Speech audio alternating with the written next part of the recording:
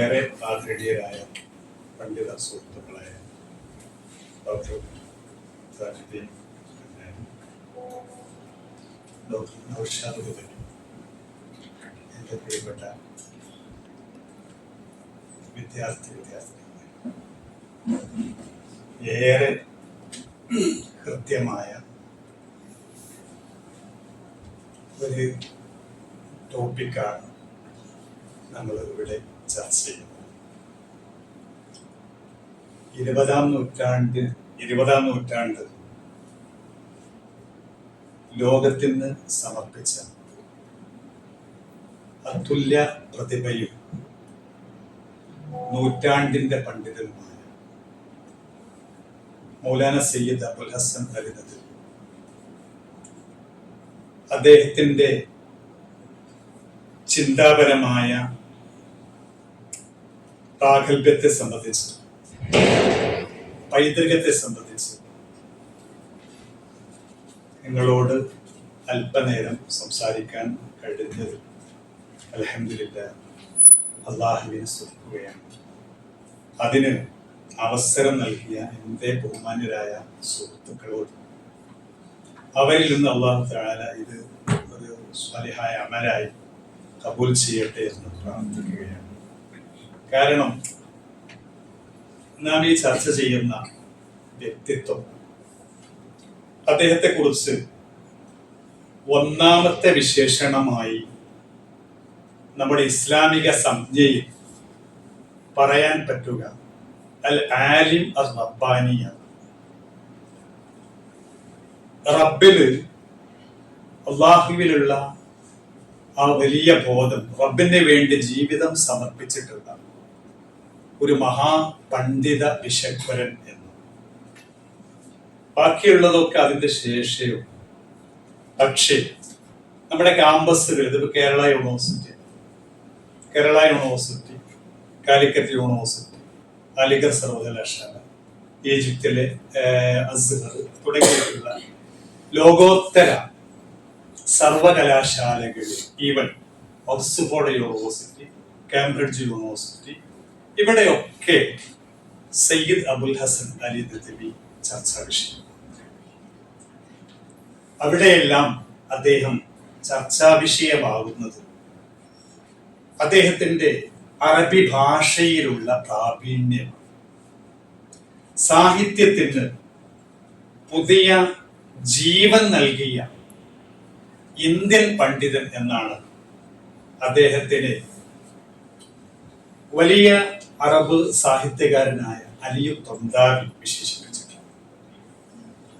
അലി തന്താവിയുടെ വാക്കില് പറയുകയാണെങ്കിൽ അദ്ദേഹം പറയുന്നു, ഞങ്ങൾക്കൊക്കെ സുപരിചിതമായ ചില പ്രയോഗങ്ങൾ അബുൽ ഹസൻ നദ്വി ഉപയോഗിക്കാറുണ്ട്. അബുൽ ഹസൻ നദ്വി ഉപയോഗിക്കുന്ന ചില പദങ്ങൾ, ചില വാക്യങ്ങൾ ഞങ്ങൾക്ക് സുപരിചിതമാണ്. പക്ഷേ ആ വാക്യങ്ങൾക്ക് ഇങ്ങനെയെല്ലാം അർത്ഥഗർഭമായ ആശയങ്ങൾ ഉണ്ട് എന്ന് അബുൽ ഹസൻ നദ്വി അതിലേക്ക് സൂചന നൽകുന്നത് വരെ ഞങ്ങൾക്കാർക്കും അറിയില്ലായിരുന്നു എന്ന് ഇദ്ദേഹം, അഥവാ അലിയു തന്താവി എന്ന അറബ് സാഹിത്യകാരൻ പല സ്ഥലങ്ങളിൽ എഴുതിയിട്ടുണ്ട്, അദ്ദേഹം പ്രസംഗിച്ചിട്ടുണ്ട്. ഒരു ഉദാഹരണം അദ്ദേഹം പറയുന്നത്, റിബഈ ഇബ്നു ആമിർ റളിയല്ലാഹു അൻഹു എന്ന സ്വഹാബി റുസ്തും എന്ന റോമൻ രാജാവിന്റെ മുമ്പിൽ പ്രവാചകനെ പരിചയപ്പെടുത്തുന്ന ഒരു പ്രയോഗം പ്രയോഗിച്ചിട്ടുണ്ട്. മുഹമ്മദ് നബി അദ്ദേഹം ഞങ്ങളെ ക്ഷണിക്കുന്നത് അദ്ദഅവ മിൻ ലീഖി ദുനിയ ഇലാ സിഅത്തിഹ, ദുനിയാവിന്റെ കുടുസിൽ നിന്ന് വിശാലമായ ലോകത്തിലേക്കാണ് അദ്ദേഹം ഞങ്ങളെ നയിക്കുന്നത്. അപ്പോ വിശാലമായ ലോകം എന്ന് പറയുന്നത് ഇസ്ലാം വിഭാവനം ചെയ്യുന്ന വിശാലമായ കാഴ്ചപ്പാട്. ഇസ്ലാമേതര ദർശനങ്ങളുടെ തത്വങ്ങളുടെ ലോകങ്ങളൊക്കെ വളരെ കുടുസാണ്, സങ്കുചിതമാണ്. വിശാല ലോകം ഇസ്ലാമിന് മാത്രമേ സങ്കല്പിക്കാൻ കഴിയൂ എന്നാണ് ആ വാക്കിലൂടെ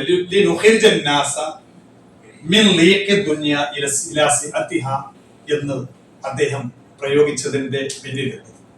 അപ്പോ ഈ റിബഈബിന് ആമിർ റളിയല്ലാഹു അൻഹുവിന്റെ ഈ വാക്ക് ഞങ്ങളൊക്കെ പലപ്പോഴും വായിച്ചു പോയിട്ടുണ്ട്. പക്ഷെ ഇതിന് ഇങ്ങനെ ഒരു ആശയമുണ്ട് എന്ന് ഞങ്ങളെ പഠിപ്പിച്ചത് സയ്യിദ് അബുൽ ഹസൻ നദ്വി എന്ന അജമിയാണ്.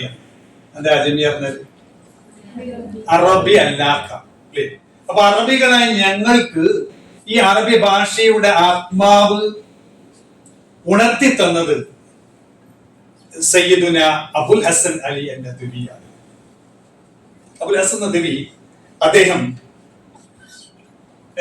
നമ്മുടെ അപ്പൊ ഒന്നാമതായിട്ട് ഞാൻ പറഞ്ഞില്ലേ, അപ്പൊ റബ്ബാനിയ, ആലിം റബ്ബാനിയ. അപ്പൊ ആലിം റബ്ബാനി എന്ന ആ വിശേഷണം നൽകുമ്പോൾ വിവിധ സർവകലാശാലകളിൽ അദ്ദേഹം ചർച്ചയാകുന്നതും അദ്ദേഹത്തിന്റെ ഗ്രന്ഥങ്ങൾ പഠിപ്പിക്കപ്പെടുന്നതും അദ്ദേഹം ഏറ്റവും വലിയ സാഹിത്യകാരനാണ് ആയിട്ടാണ്. അദ്ദേഹം സ്ഥാപിച്ച ഒരു വേൾഡ് ലിറ്ററേച്ചർ ഓർഗനൈസേഷൻ റാബിത്തത്തുൽ അദബിൽ ഇസ്ലാമി അൽ ആലമിയ എന്നാണ്. റാബിത്തത്തുൽ അദബ് അൽ ഇസ്ലാമി അൽ ആലമിയ, international league of Islamic literature. അതിലേക്ക് ആദ്യമായി ക്ഷണിച്ചത് ഈ ഒരു ചിന്ത ലോകത്തിന് പകർന്നത് സയ്യിദ് അബുൽ ഹസൻ അലി നദ്വിയാണ്. അദ്ദേഹത്തിലെ ഡമസ്കസിലെ അൽ മജ്മഉൽ ഇൽമിയിലെ അൽ മജ്മഉൽ ഇൽമി എന്ന വൈജ്ഞാനിക ഇൻസ്റ്റിറ്റ്യൂഷന്റെ മെമ്പറായി തെരഞ്ഞെടുത്ത ഒരു മീറ്റിംഗിൽ വെച്ച് അദ്ദേഹം നടത്തിയ ഒരു അഭിപ്രായമാണ്. അദ്ദേഹം പറഞ്ഞത്, ആ മീറ്റിംഗിൽ വെച്ച് അദ്ദേഹം പറഞ്ഞത്, ഞാൻ ഈ ലോകത്ത് ഉള്ള മുഴുവൻ മുസ്ലിങ്ങളായ പ്രബോധകന്മാരോട്, സംഘടനകളോട് ഒരു ചിന്ത പങ്കുവെക്കാൻ ആഗ്രഹിക്കുക. അത് ഒരു സാഹിത്യ ചിന്തയാണ്. ലോകത്തിന്റെ വിവിധ രാജ്യങ്ങളിൽ പടർന്നു കിടക്കുന്ന, പന്തലിച്ച് നിൽക്കുന്ന സാഹിത്യകാരന്മാർ അവർ ഒരുമിച്ച് കൂടുകയും എന്നിട്ട് ലോകതലത്തിൽ ഒരു ഇസ്ലാമിക് ലിറ്ററേച്ചർ ഓർഗനൈസേഷന് രൂപം നൽകാൻ തയ്യാറാവുകയും ചെയ്യണമെന്ന് അദ്ദേഹം അവിടെ വെച്ചുകൊണ്ട് പ്രഖ്യാപിച്ചു. ആ പ്രഖ്യാപനം പിന്നീട് അറബ് ലോകം ഏറ്റെടുക്കുകയില്ല. ഇതേ ചർച്ച പിന്നീട് റാബിത്തത്തുൽ ആലമിൽ ഇസ്ലാമി, റാബിത്തത്തുൽ ആലമിൽ ഇസ്ലാമി വേറെയാണ്, റാബിത്തത്തുൽ അദബിൽ ഇസ്ലാമി വേറെ. റാബിത്തത്തുൽ ആലമിൽ ഇസ്ലാമി എന്ന് പറഞ്ഞാൽ മക്ക കേന്ദ്രമായിട്ട് ഉള്ള ഒരു മുസ്ലിം വേൾഡ് ലീഗ് എന്ന സൗദി അറേബ്യ ഓർഗനൈസേഷൻ എന്ന ഒരു സ്ഥാപനം, ഒരു ഇസ്ലാമിക ഒരു പണ്ഡിത ക്ലബാണ്. അപ്പൊ അവിടെ വെച്ച് അതിന്റെ കീഴിലും പിന്നീട് മദീന യൂണിവേഴ്സിറ്റിയിലും റിയാദ് യൂണിവേഴ്സിറ്റിയിലും ഇത്തരം അഥവാ ഇസ്ലാമിക സാഹിത്യം എന്ന ലേബിളിൽ ധാരാളം സെമിനാറുകൾ നടക്കും. അങ്ങനെ 1401 ലക്നൌവിൽ സയ്യിദ് അബുൽ ഹസൻ അലി നദ്വി ഒരു international Arabic Islamic literature conference വിളിക്കുകയാണ്. അതിൽ സിറിയയിൽ നിന്ന്, സൗദിയിൽ നിന്ന്, മിസ്റിൽ നിന്ന്, ലോകത്തിലെ വിവിധ രാജ്യങ്ങളിൽ നിന്ന് ആളുകൾ അതിൽ പങ്കെടുക്കുകയും അതിൽ വെച്ചുകൊണ്ട് മൗലാന സയ്യിദ് അബുൽ ഹസൻ അലി നദ്വി ഈ ഒരു സംഘടനയുടെ സംസ്ഥാപനത്തിന്റെ അനിവാര്യത ഊന്നി പറയുകയും അങ്ങനെ അവിടെ വെച്ച് തന്നെ റാബിത്തത്തുൽ അദബിൽ ഇസ്ലാമി അൽ ആലമിയ എന്ന സംഘടനയ്ക്ക് ബീജാവാപനം നൽകുകയും ചെയ്തു. അതിന്റെ ആജീവനാന്ത പ്രസിഡന്റായി സയ്യിദ് അബുൽ ഹസൻ അലി നദ്വിയെ തെരഞ്ഞെടുക്കുകയും ചെയ്തു. 1999 ഡിസംബർ 31 അദ്ദേഹം വഫാത്തായത്. അദ്ദേഹത്തിന്റെ ജീവിതം നമ്മൾ പഠിക്കേണ്ട. അദ്ദേഹത്തിന്റെ വഫാത്ത്, അദ്ദേഹത്തിന്റെ മരണത്തെ സംബന്ധിച്ച് ഞാൻ എഴുതിയ, അദ്ദേഹത്തെ കുറിച്ച് ഞാൻ മലയാളത്തിൽ എഴുതിയ പുസ്തകത്തില് ആ മരണ രംഗം ഞാനൊന്ന് വിവരിക്കാം. ഒരു പേജ്.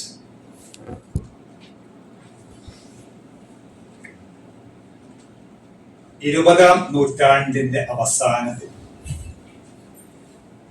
1999 ഡിസംബർ 31, ഹിജറ 1420, വിശുദ്ധ റമദാൻ 22. റമദാനിലെ ഒടുവിലത്തെ വെള്ളിയാഴ്ച മുസ്ലിം ലോകം അത്യധികം ഭക്തിയോടെ റമദാനിലെ വിടവാങ്ങൽ ജുമുഅ നിസ്കാരത്തിന് പുറപ്പെടാൻ ഒരുങ്ങിക്കൊണ്ടിരിക്കുകയായി. അപ്പോഴാണ് മുസ്ലിം ഭൂമികയെ ഒന്നടങ്കം തീരാ ദുഃഖത്തിലാഴ്ത്തിക്കൊണ്ട് സയ്യിദ് നദ്വി സാഹിബിന്റെ വിയോഗമുണ്ടായത്. അവലസ്മൃതി. അരനൂറ്റാണ്ടിലേറെയുള്ള തന്റെ ത്യാഗോജ്ജലമായ വൈജ്ഞാനിക സംഭാവനകൾ കൊണ്ടും ദൈക്ഷണികമായ നേതൃത്വം കൊണ്ടും പാരിലെങ്ങും പ്രഭ പരത്തിയ ആ ജ്ഞാന ജ്യോതിസിന്റെ ജീവിതം മുഴുവൻ പുണ്യങ്ങൾ പൂത്തുലഞ്ഞു നിന്നതുപോലെ അവിടുത്തെ അന്ത്യയാത്രയും അനേകം സവിശേഷതകളാൽ ധന്യമായി.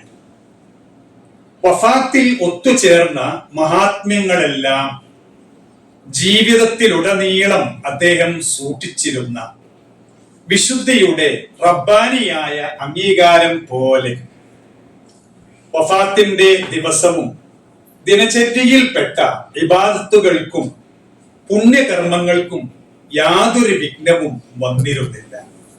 ളുഹറിന്റെ മുമ്പ് സാധാരണ പാരായണം ചെയ്യാറുള്ള 11 യാസീൻ പോലും ഓതി ജുമുഅയുടെ സുന്നത്ത് കുളി കഴിഞ്ഞ് വുളു ചെയ്ത് ജുമുഅയുടെ മുമ്പ് 11 യാസീൻ ഓതി ജുമുഅയുടെ സുന്നത്ത് കുളി നടത്തി വുളു ചെയ്ത് ജുമുഅക്ക് പോകാനുള്ള വസ്ത്രം മാറി സൂറത്തുൽ കഹഫ് പാരായണത്തിനായി മുസ്ഹഫ് ആവശ്യപ്പെട്ടു.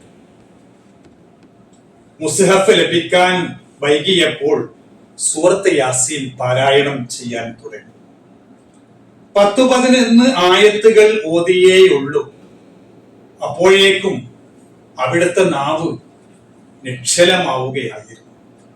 അതെ, ഖുർആൻ പാരായണം ചെയ്തുകൊണ്ടിരിക്കെ അവിടുത്തെ പുണ്യാത്മാവ് അല്ലാഹുവിങ്കിലേക്ക് പറന്നകലുകയാണ്. അങ്ങനെ ഒരു നൂറ്റാണ്ടിനെ ധന്യമാക്കിയ ആ പ്രശോഭിത ജീവിതത്തിന് അവിടെ തിരശ്ശീല വീണു.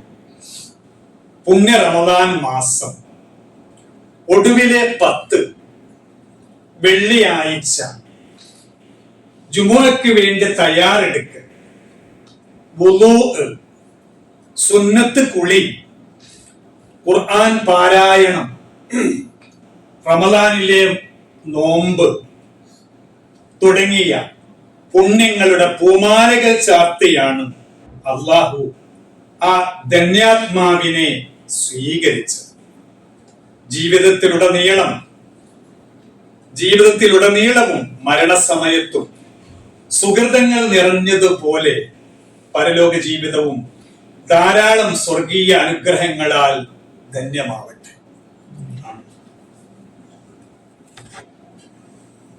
ഞാൻ വായിച്ചത് ഇവിടെ വായിക്കാൻ തീരുമാനിച്ചൊന്നല്ലേ, മൗലാനെ കുറിച്ച് ഇങ്ങനെ പറയുമ്പോ റബ്ബാനി എന്ന, അപ്പോ ഒരാൾ ജീവിതത്തിൽ സൂക്ഷിച്ച ആ പുണ്യങ്ങൾ, വിശുദ്ധി, ഭയങ്കര വിശുദ്ധിയായിരുന്നു.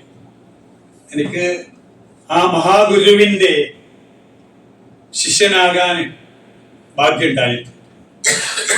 ആ മഹാഗുരുവിന്റെ കൈപിടിക്കാനും കാലൊഴിഞ്ഞു കൊടുക്കാനൊക്കെ ഭാഗ്യമുണ്ടായിരുന്നു. ജീവിതത്തിൽ ഒരു വലിയ മഹാഭാഗ്യമായിട്ട് ഞാൻ അതൊക്കെ കാണുന്നു. ആ മഹാഗുരു എന്താണ് എന്നറിഞ്ഞാൽ നിങ്ങൾ ശരിക്കും പഠിക്കണം. ഈ പുസ്തകം ഇൻഷാ അല്ലാഹ് ഞാനൊന്ന് വേറൊരു പരിപാടിക്ക് വന്നതാണ്. അപ്പൊ അവിടുത്തെ ലൈബ്രറിക്ക് BSS ഭാരത് സേവക സമാജം അതിന്റെ ഒരു അവാർഡ് വാങ്ങാനും ഉച്ചയ്ക്ക് ശേഷം അപ്പോ ആ പരിപാടിക്ക് കൂടി വന്നതാണ്. അപ്പൊ അവിടുത്തെ ലൈബ്രറിക്ക് വേണ്ടി ഞാൻ എന്റെ ഒരു ഖുർആൻ പരിഭാഷ ചെയ്തു ഞാൻ അവരോട് കൊണ്ടുവരാന്ന് പറഞ്ഞു. അങ്ങനെ അങ്ങോട്ട് കൊണ്ടുവന്നതാണ്. ഇൻഷാ അല്ലാഹ് നിങ്ങൾക്ക് ഞാൻ നിങ്ങളുടെ ലൈബ്രറിയിലേക്ക് എത്തി നിങ്ങൾക്ക് വായിക്കണം ഇൻഷാ അല്ലാഹ്. അപ്പോ പിന്നെ മൗലാനയെ കുറിച്ച് പറയുമ്പോ വലിയ ഏത് രൂപത്തിലുള്ള ആഡംബരത്തിൽ ജീവിക്കാൻ കഴിയുമായിരുന്നു. ഞാൻ പറയും കാല് വിഞ്ഞു കൊടുക്കാറുണ്ട്. കട്ടില്, മൗലാനയുടെ കട്ടിൽ എന്നൊക്കെ പറഞ്ഞാല് എന്താന്നറിയും, ചൂടിന്റെ നാര് കൊണ്ട് ഉണ്ടാക്കിയ, ചൂടി കൊണ്ട് മെടഞ്ഞുണ്ടാക്കിയ 4 കാലുള്ള ഒരു കട്ടിലാണ് കിടക്കുക. ആ ഒരു സദസ് വല്ലാത്ത ഒരു ആത്മീയ അനുഭൂതിയാണ്. ഞങ്ങളൊക്കെ അവിടെ പഠിച്ചിരുന്ന സമയത്ത് ഈ മഗ്‌രിബിന് ശേഷം ഇശാഇന്റെ ശേഷമൊക്കെ അവിടുത്തെ മജ്‌ലിസിൽ പോയിട്ടിരിക്കും. മൗലാന ഇങ്ങനെ താഴെ ഒരു തലയണൊക്കെ വെച്ചിട്ട് ഇങ്ങനെ ചാരിയിരിക്കും. ചുറ്റുഭാഗത്ത് വലിയ ഉസ്താദ് മഹാപണ്ഡിതന്മാര്, അസ്ഹരിമാര്, പിന്നെ അതുപോലെ വലിയ പ്രൊഫസർമാര് അവരൊക്കെ ഉണ്ടാവും. ഇങ്ങനെ ഇടയ്ക്ക് എന്തെങ്കിലും ഒന്ന് മൗലാന സമദാനി ഒരിക്കൽ ഒരു പുസ്തകത്തിൽ പറയുണ്ടായ വിഷയത്തിൽ. പിന്നെ അദ്ദേഹം അങ്ങനത്തെ ഒരു സദസ്സിൽ പോയിരുന്നു. ഫുള്ള് മൗനായിരുന്നു. ഇടക്ക് ആരെങ്കിലും എന്തെങ്കിലും ഒന്ന് ചോദിക്കും, അതിന്റെ ഒരു മറുപടി മെല്ലെ ഇങ്ങനെ പറയും. പക്ഷേ അവിടുത്തെ മൗനം മുഴുവൻ വലിയൊരു പാഠമാണ്. അവിടെ ആ സദസ്സിൽ മിണ്ടാതിരിക്കുന്നത് വലിയ പാഠമായിട്ട് ഉൾക്കൊള്ളാനും അനുഭൂതി അനുഭവിക്കാനും കഴിയുന്നുണ്ട് എന്ന് അദ്ദേഹം പറയുണ്ടായി. അപ്പൊ ഈ മഗ്‌രിബിന് ഇശാന്റെ ശേഷമൊക്കെ നമ്മളവിടെ ഇങ്ങനെ ഈ മജ്‌ലിസിൽ പോയിട്ട് ഇങ്ങനെ വരും. അല്ലാത്ത ഒരു അനുഭൂതിയും ഒരു ആനന്ദമൊക്കെ ആത്മീയമായ സായുജ്യമൊക്കെ ഉണ്ടാകുന്ന ഒരു സദസ്സായിരുന്നു. ഈ മൗലാനയ്ക്ക് 1999 തന്നെ വഫാത്ത്, 99 ഡിസംബർ 31 വഫാത്താണ്. അതിന്റെ തൊട്ട് മുമ്പായിട്ട് മൗലാനയ്ക്ക് ദുബൈയിലെ ഇന്റർനാഷണൽ ഖുർആൻ അവാർഡ് പ്രഖ്യാപിച്ചു. 1.25 കോടി രൂപയായി. 1.25 കോടി രൂപ ദുബൈ ഷെയ്ഖിന്റെ. മൗലാനയെ ക്ഷണിച്ചു. മൗലാന പറഞ്ഞു ഞാൻ വരുന്നില്ല. ദുനിയാവായിട്ട് ഒരു ബന്ധുല്ല, ദുനിയാവായിട്ട് ഒരു താല്പര്യം. അതാണ് ഓക്കെ. നിങ്ങൾ ഈ ഒരു ചിത്രം തന്നെ കണ്ടാൽ അതിന്റെ ഒരു വെണ്മ കണ്ടത്. അപ്പോ പിന്നെ അത് ദുനിയാവായിട്ട് ഒരു ബന്ധുല്ല. അപ്പോ മൗലാന ഞാനപ്പോ ഇത് നിങ്ങൾക്ക് പ്രഖ്യാപിച്ചതാണ്, നിങ്ങൾക്ക് തരാനുള്ളത്. അപ്പോ മൗലാന ഞാൻ ആരെങ്കിലും പ്രതിനിധിയായേക്കാം. അപ്പൊ ദുബൈ ഷേഖ് പറഞ്ഞു ഞാൻ ഇവിടെ നിന്ന് വിമാനം അയക്കും, എന്നിട്ട് ആ വിമാനത്തിൽ താങ്കൾ ഇവിടെ വന്ന് അവാർഡ് വാങ്ങും, എന്നിട്ട് ഈ വിമാനത്തിൽ താങ്കളുടെ സ്ഥലത്ത് എത്തും. അങ്ങനെ ലക്നൗ വിമാനത്താവളത്തിൽ ആദ്യമായിട്ട് ഒരു ഇന്റർനാഷണൽ വിമാനം ഇറങ്ങിയത് മൗലാന സയ്യിദ് അബുൽ ഹസൻ അലി നദ്വി സാഹിബിനെ ദുബൈയിലെ ഇന്റർനാഷണൽ ഖുർആൻ അവാർഡ് വാങ്ങാൻ വേണ്ടിയിട്ട് കൊണ്ടുപോകാൻ വേണ്ടിയിട്ട് അങ്ങനെ കൊണ്ടുപോയി. അവിടെ വെച്ച് മൗലാനയ്ക്ക് 1.25 കോടി രൂപ അവാർഡ്. മൗലാന ആ കാശ് അവിടെ നിന്ന് തന്നെ ഇന്ത്യയിലെ പ്രധാനപ്പെട്ട ചില ദീനീ സ്ഥാപനങ്ങൾക്ക് ഇത്ര രൂപ ഇന്ന സ്ഥലത്ത്, ഇത്ര രൂപ നദവത്തുൽ ഉലമക്ക്, ഇത്ര രൂപ, അങ്ങനെ അവിടെ നിന്ന് തന്നെ മുഴുവൻ കാശ് മുഴുവൻ അവിടുന്ന് തന്നെ എന്തായി പ്രഖ്യാപിച്ചു. അവിടുന്ന് തന്നെ പ്രഖ്യാപിച്ചു. കാർക്ക കഴുകി അങ്ങനെയൊക്കെ. ഞാനത് ഓർത്ത് എനിക്ക് കഴിഞ്ഞില്ല. കഴിഞ്ഞ പ്രാവശ്യം നൗഷാദ് സാർ പറഞ്ഞ പോലെ എനിക്കൊരു $1000 കിട്ടി. അപ്പൊ എനിക്ക് മൗലാനയ്ക്ക് ഓർമ്മ വന്നു. പക്ഷെ എന്താണ്, പൈസയോടുള്ള ആർത്തി കൊണ്ട് എന്തായില്ല, കൊടുക്കാൻ തോന്നി. അല്ല, നമുക്ക് മൗലാനന്റെ പേര് പറയാൻ തന്നെ അർഹതയില്ല, ആർത്തി എന്ന് പറഞ്ഞുകൂടാ. പക്ഷെ അങ്ങനത്തെ ഒരു സാഹചര്യം അല്ലായിരുന്നു നമുക്ക്. ഞാൻ അത്ര വലിയ വിഷ്കമൊന്നുമല്ല. പിന്നെ അപ്പോ ആ പരിപാടിയിൽ വെച്ച് മൗലാന അവിടെയുള്ള അറബ് സമൂഹത്തോട് ഒരു പ്രഭാഷണം നടത്തി. ആ പ്രഭാഷണം വളരെ അർത്ഥവത്തായ പ്രഭാഷണമാണ്. ആ പ്രഭാഷണത്തിൽ മൗലാന പറഞ്ഞു, യാ അയ്യുഹൽ അറബ് അന അഖൂലു ലക്കും ഖൗല ഇസ്മഊഹ മിന്നി സ്വരീഹ അയ്യുഹൽ അറബ്.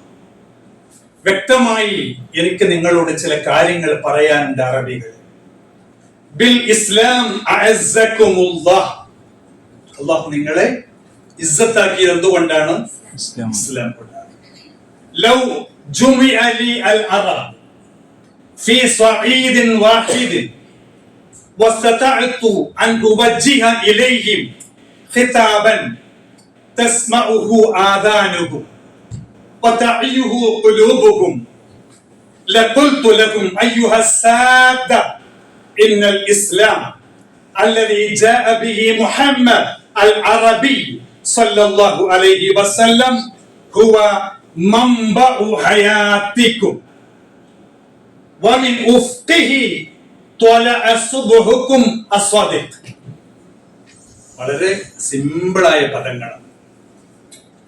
അറബികളെ, നിങ്ങളെല്ലാം ഈ ലോകത്തുള്ള മുഴുവൻ അറബികളെ ഒരു താഴ്വാരങ്ങളിൽ നിങ്ങൾ അണിനിരത്തിയിട്ടു അവരോട് ഒരു ചെറിയ ഉപദേശം പറയാൻ നിങ്ങൾ എനിക്ക് അവസരം തരികയാണെങ്കിൽ ഞാൻ അവരോട് പറയും. എന്താ പറയാ?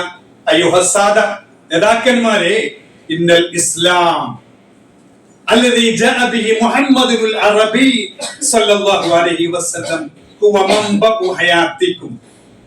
അറബിയായ മുഹമ്മദ്, നിങ്ങൾ അറബികളാണ്. നിങ്ങളുടെ പ്രപിതാക്കളിൽപ്പെട്ട അറബിയായ മുഹമ്മദ് നബി എന്ന അറബി ഉണ്ടല്ലോ, ആ അറബി അദ്ദേഹമാണ് നിങ്ങളുടെ ജീവിതത്തിന്റെ ഉറവിടം, നിങ്ങളുടെ വിജയത്തിന്റെ ഉറവിടം അദ്ദേഹമാണ്. വഹുവ വമിൻ ഉഫ്തിഹി ത്വലഅ സുബ്ഹുകും സാദിഖ്, നിങ്ങളുടെ ഫജ്ർ സാദിഖ് ഉദയം ചെയ്തത്, അഥവാ അറബികൾക്ക് ഒരു പുതിയ പ്രഭാതം പുലർന്നത് ആ പ്രവാചകന്റെ ഉച്ചിയിലാണ്, ആ പ്രവാചകന്റെ താവളത്തിലാണ്. ഇത് നബിയ സല്ലല്ലാഹു അലൈഹി വസല്ലം ഹുവ മസ്തഉ ശറഫിക്കും വസബബു ദിക്രിക്കും. നിശ്ചയം പ്രവാചകർ സല്ലല്ലാഹു അലൈഹി വസല്ലം അദ്ദേഹമാണ് മസ്തഉ ശറഫിക്കും, നിങ്ങളുടെ ആദരവിന്റെ അടിത്തറ അദ്ദേഹമാണ്, പ്രവാചകനാണ് സല്ലല്ലാഹു അലൈഹി വസല്ലം. വസബബു ദിക്രിക്കും, നിങ്ങളുടെ സ്മരണ, നിങ്ങൾ അറബികളെ ലോകം ഇങ്ങനെ ഓർക്കുന്നുണ്ടല്ലോ, അതിന്റെ കാരണം, യഥാർത്ഥ കാരണം ആരാണ്?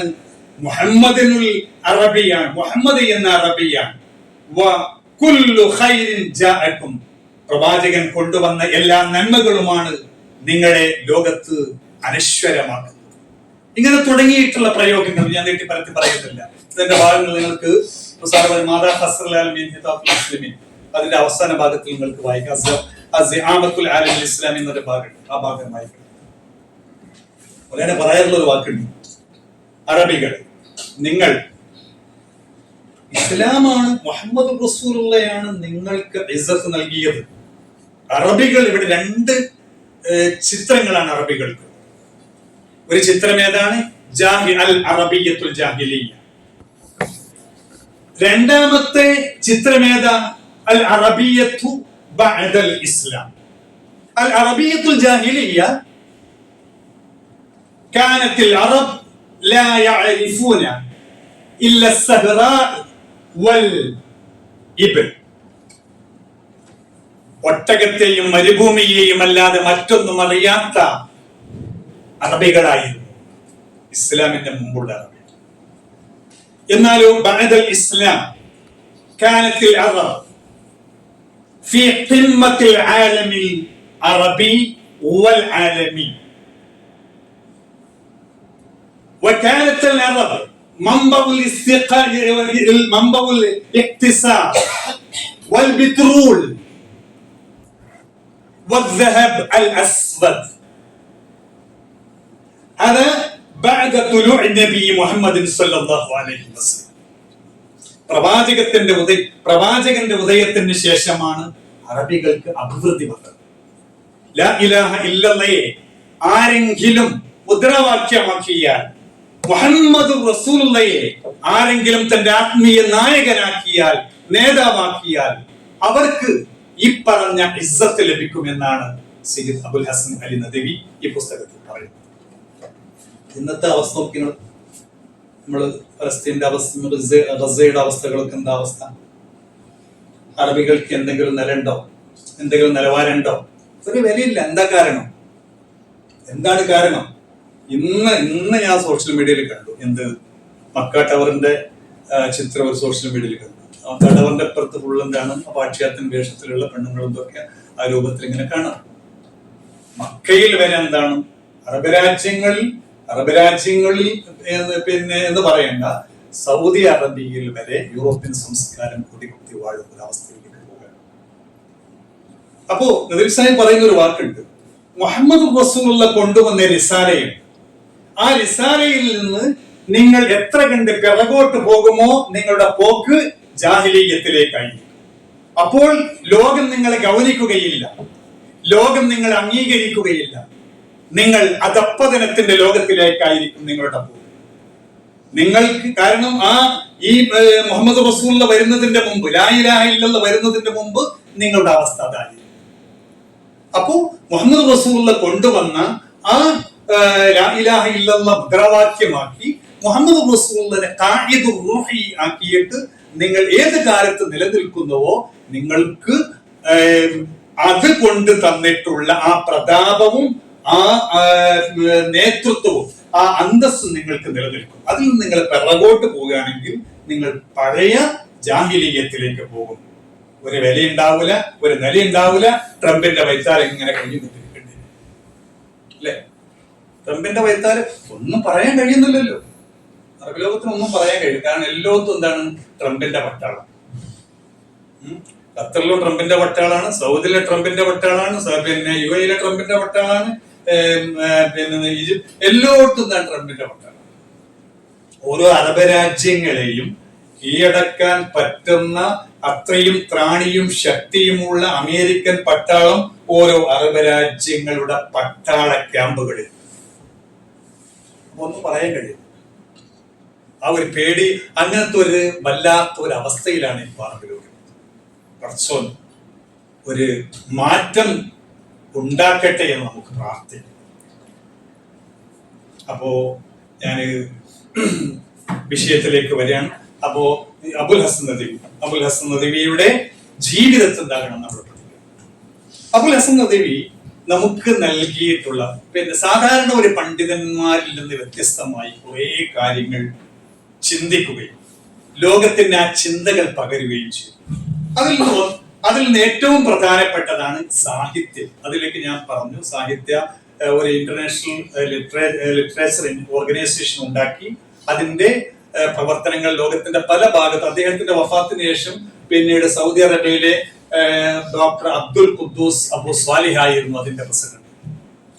പിന്നെ അദ്ദേഹത്തിന്റെ വിയോഗത്തിന് ശേഷം മൗലാന റാബിയ നദവി സാഹിബായിരുന്നു.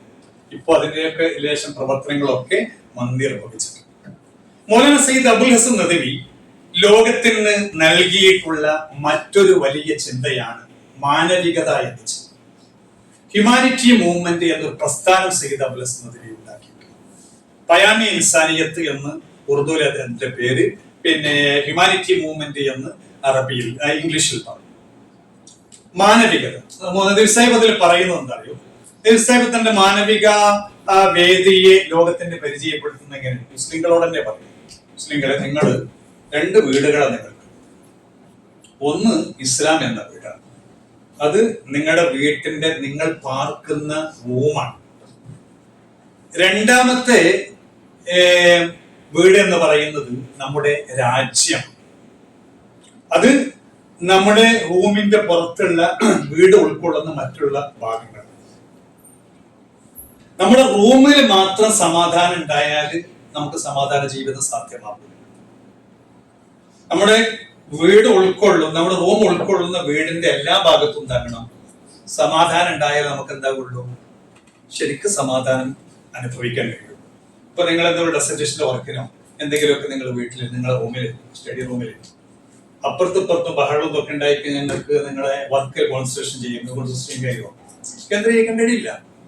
അപ്പോ അപ്പുറത്തൊക്കെ ശാന്താണ്. എന്ന മാതിരി നമ്മുടെ സ്വന്തം റൂം പോലെ തന്നെ നമ്മുടെ വീട്ടിന്റെ ഉള്ളിലുള്ള മറ്റുള്ള റൂമുകളിലും കാണും.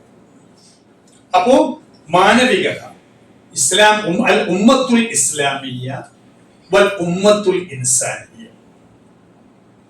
അൽ ഉമ്മത്തുൽ ഇസ്ലാമിയ യാ അയ്യുഹല്ലദീന ഇന്നമൽ മുഅ്മിനൂന ഇഖ്വ. അൽ ഉമ്മത്തുൽ ഇൻസാനിയ യാ അയ്യുഹന്നാസ് ഇന്നാ ഖലഖനാകും മിൻ ദക്കരിൻ വ ഉൻസ വജഅൽനാകും ശുഊബൻ വഖബാഇല ലിതആറഫു. ഇസ്ലാമിന്റെ ഏറ്റവും പ്രധാനപ്പെട്ട ഫൗണ്ടേഷൻ തന്നെ. ഒരിക്കലും മുസ്ലിങ്ങൾ ഒരു സാമുദായിക പാർട്ടി അല്ല, സാമുദായിക വിഭാഗമല്ല. മുസ്ലിങ്ങളോട് ഒരിക്കലും അവരുടെ കാര്യങ്ങൾ മാത്രം നോക്കാൻ എവിടെയും പറഞ്ഞിട്ടില്ല. ഖുർആനും പറഞ്ഞിട്ടില്ല, ഹദീസും പറഞ്ഞിട്ടില്ല. അള്ളി അങ്ങനെയല്ല, റസൂൽ അങ്ങനെയല്ല. റസൂൽ സല്ലല്ലാഹു അലൈഹി വസല്ലമയെ കുറിച്ചുള്ള വിശേഷണം എന്തായിരുന്നു? വലിയ വിശേഷണം റഹ്മത്തുൽ ലിൽ ആലമീൻ അല്ലേ? ാറിന്റെ ഒരു സീറത്തുൽ നബവി എവിടെ വെച്ചിട്ടുണ്ട്? റഹ്മത്തുൽ ലിൽ ആലമീൻ, പ്രപഞ്ചത്തിന് മുഴുവൻ, ലോകത്തിന് മുഴുവൻ കാരുണ്യാണ്. മുസ്ലിമുകൾക്ക് മാത്രം കാരുണ്യം എന്നാണ് പറഞ്ഞത് അല്ല. അൽഹംദുലില്ലാഹി റബ്ബിൽ ആലമീന. റബ്ബുൽ മുസ്ലിമീനാണോ? അല്ല, റബ്ബിൽ ആലമീൻ. ഭയങ്കര ഒരു ടേംസ് ആണ് ചില ഖുർആന്റെ പ്രയോഗം. കഴിഞ്ഞ ദിവസം ഇങ്ങനെ നമ്മളെ ഈ രോഗശമനത്തിന് വേണ്ടി പ്രാർത്ഥിക്കുന്ന ഒരു പ്രാർത്ഥന, അല്ലാഹുമ്മ റബ്ബൻ നാസ്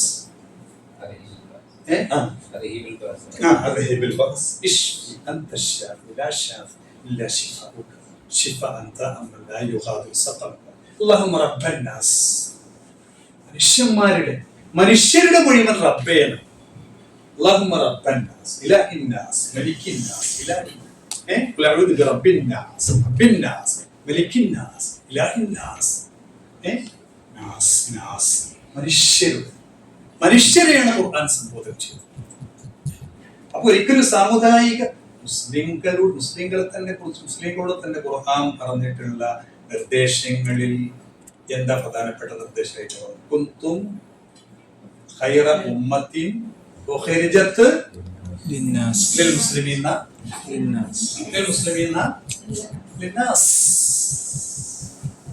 ലിന്നാസ് കുന്തും ഖൈറ ഉമ്മ, നിങ്ങൾ ഏറ്റവും ഉത്തമ സമുദായം. നിങ്ങളുടെ നിയോഗം ആർക്ക് വേണ്ടിയിട്ടാണ്? എല്ലാ മനുഷ്യർക്കും വേണ്ടിയിട്ടാണ്.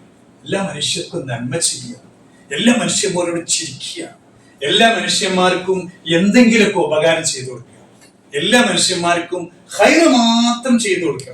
എന്നെ കൊണ്ട് ഒരു ശോഭ ഒരു മനുഷ്യൻ ഉണ്ടാകും.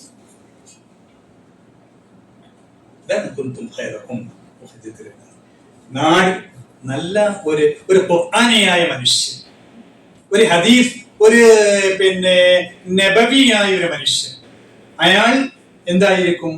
ഒന്നാമതായി അയാളുടെ സ്വന്തത്തിന് അയാൾ ഗുണം ചെയ്യും. രണ്ടാമതായി അയാളുടെ കുടുംബത്തിന് അയാൾ ഗുണം ചെയ്യും. മൂന്നാമതായി അയാളുടെ രാജ്യത്തിന് അയാൾ ഗുണം ചെയ്യും. അയാളുടെ രാഷ്ട്രത്തിന് അയാൾ ഗുണം ചെയ്യും. ഒരിക്കൽ തന്നെ തന്റെ നാടിനെയോ അല്ലെങ്കിൽ നാട്ടുകാരെയോ ഒന്നും ദ്രോഹിക്കുന്ന ഒരു സമീപനം ഉണ്ടാവുകയില്ല. അപ്പൊ നദ്വി സാഹിബ് മുന്നോട്ട് വെച്ചിട്ടുള്ള ഏറ്റവും പ്രധാനപ്പെട്ട ഒരു സാധനമാണ് മാനവികത. പിന്നെ നദ്വി സാഹിബ് പ്രബോധന പ്രവർത്തനങ്ങളിൽ പ്രവാചക സ്നേഹം, ഇത് വലിയൊരു സാധനമാണ്. പ്രവാചകനോടുള്ള ഹുബ്ബ്, ഹുബ്ബുൻ നബി എന്നൊക്കെ പറയാം. ആ പ്രവാചകനോടുള്ള ആ ഹുബ്ബ് അതായിരിക്കണം ഒരു മുസ്ലിമിനെ, ഒരു വിശ്വാസിയെയും നയിക്കേണ്ടത് എന്ന പ്രവാചകൻ എന്ന് നദ്വി സാഹിബ് പറയും. നദ്വി സാഹിബിന്റെ ഒരു ബുക്കുണ്ട്, അത്വരീഖിൽ മദീന എന്നാണ്, മദീനയിലേക്കുള്ള പാത എന്ന് പറയും. അത്വരീഖിൽ മദീനയുടെ ആ പുസ്തകത്തിന്റെ ആമുഖത്തിൽ നദ്വി സാഹിബ് പറയുന്നത്, ഈ പുസ്തകം കൊണ്ട് ഞാൻ ഉദ്ദേശിക്കുന്നത്, ഞാനൊരു തട്ടാന്റെ പണിയാണ് ഈ പുസ്തകം കൊണ്ട് എടുക്കുന്നത്. തട്ടാൻ ഇല്ലേ, നിങ്ങൾക്കറിയാം തട്ടാൻ ഇവർക്കൊക്കെ അറിയാം, നല്ല പരിചയമാണ് അല്ലേ? പക്ഷെ ഇപ്പൊ തട്ടാന്മാരോടൊരു മതിപ്പില്ലേ, എന്നാലും പൊന്നു വേണമെന്നാണ്. ഇപ്പൊ പെൺകുട്ടികളൊന്നും എന്താകില്ല, സ്വർണ്ണം ഇടില്ല, എന്നാലും കല്യാണം കഴിക്കുമ്പോ എന്താണ് ഉമ്മാന്റെക്കും ഉപ്പന്റെക്കും കുറച്ചൊക്കെ വേണം എന്നൊക്കെ. ഈ ഭാഗത്തൊക്കെ നമ്മളെക്കാൾ കൂടുതൽ സ്ത്രീധനാണ് നമ്മളെ നാട്ടുകാരാണ്. അല്ല, കൊല്ലം തിരുവനന്തപുരം എന്ത് സ്ത്രീധനത്തിന്റെ കല്യാണത്തിന് തയ്യാറാവില്ല. ആണുങ്ങളൊക്കെ പെണ്ണില്ലാതെ സ്വീപ്പാണ്.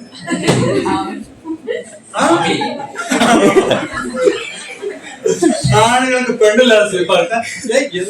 എന്ത് വലിയ സ്ത്രീധനാണ് ഇവർ ചോദിക്കുന്നത്? ഈ കൊല്ലത്തുകാരൊക്കെ കൊല്ലത്താണ് ഏറ്റവും കൂടുതൽ, തിരുവനന്തപുരത്തേക്കാൾ കൂടുതൽ. കൊല്ലത്ത് ഞാൻ പറയുന്നത് ശരിയാണോ?